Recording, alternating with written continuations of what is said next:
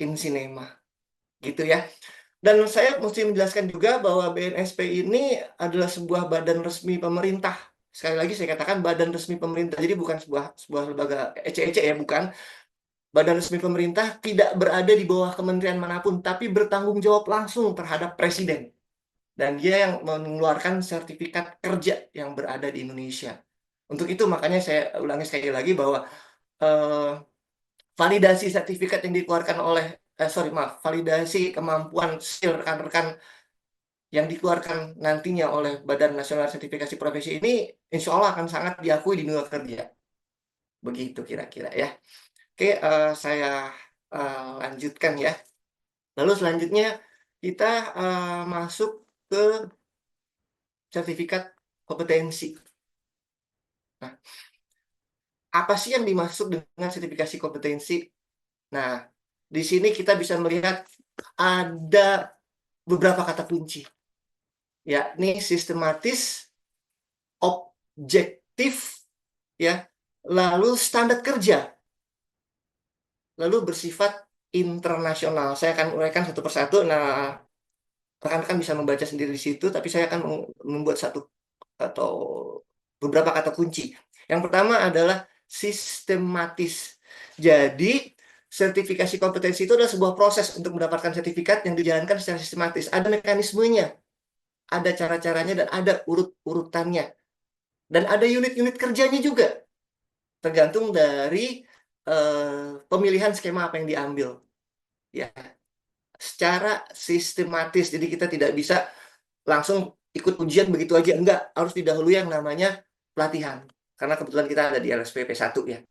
Nah, ini yang dimaksud dengan sistematis. Lalu selanjutnya objektif. Ya, selanjutnya objektif. Nah, kita akan memberikan sebuah penilaian yang sangat objektif sesuai dengan standar kerja yang ada.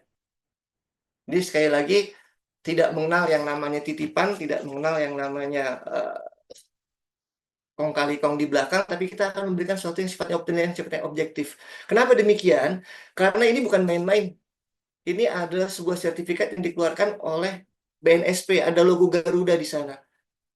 Kita sebagai LPK yang mengeluarkan sertifikat kompetensi, tidak mau memberikan ini kepada orang-orang yang memang belum kompeten. Dikatakan belum kompeten ya, karena tidak ada istilah belum lulus, bukan. Tapi belum kompeten. Kita nggak main-main di situ. Nah, selanjutnya ada yang namanya standar kerja. Adapun materi yang diuji dalam sertifikasi kompetensi tersebut sesuai dengan standar kerja yang ada. Nah, insya Allah nanti standar kerja tersebut, unit-unit materinya akan diberikan pada saat pelatihan. Yang notabene mungkin kalau tidak salah dengar semalam itu, saya dapat informasi bahwa rekan-rekan di sini kualifikasinya adalah editor ya. Nah, dengan demikian nanti unit kerjanya akan mengarah kepada unit kerja editing itu. Dan kita menggunakan standar kerja yang sudah berlaku baik di Indonesia maupun internasional. Itulah mengapa saya bilang bahwa tadi untuk memahami hal tersebut kita mempunyai beberapa kata kunci. Yang pertama adalah sistematis, objektif, SKKNI, serta nasional maupun internasional. Itu ya. Lalu selanjutnya adalah apa sih manfaatnya? Oke, memang kalau kita melihat bahwa secara kasat mata ini adalah sekedar selembar kertas. Tapi jauh di balik itu semua, ini bisa menjadi sebuah cuan. Ini bisa menjadi sebuah eh, jalan untuk menuju kita meniti karir ke masa depan. Satu, kalau kita bicara tentang meniti karir, pastinya rekan-rekan di sini pengen karirnya meningkat. Nah, ini ada beberapa eh, tempat kerja, bahkan university, perguruan tinggi atau kampus menyaratkan selain ijazah harus memiliki yang namanya SKPI, surat keterangan pendamping ijazah. Salah satunya adalah Serkom, sesuai dengan prodi yang diminati oleh mahasiswa yang bersangkutan. Lalu ada beberapa kantor untuk mengurus kepangkatan, untuk mengurus jenjang yang lebih tinggi, dia harus menyertakan yang namanya sertifikat kompetensi.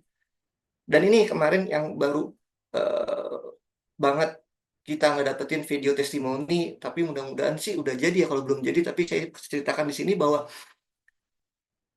sertifikat kompetensi yang diperoleh oleh si X ini menjadi salah satu syarat untuk ngedapetin tender-tender besar di institusi pemerintahan ataupun di lembaga-lembaga swasta lainnya. Karena memang ternyata tender-tender proyek-proyek itu saat ini ada beberapa yang sudah mewajibkan menyertakan sertifikat kompetensi.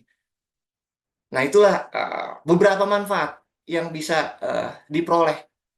Ya, intinya menambah nilai jual dari si pemegang sertifikat tersebut.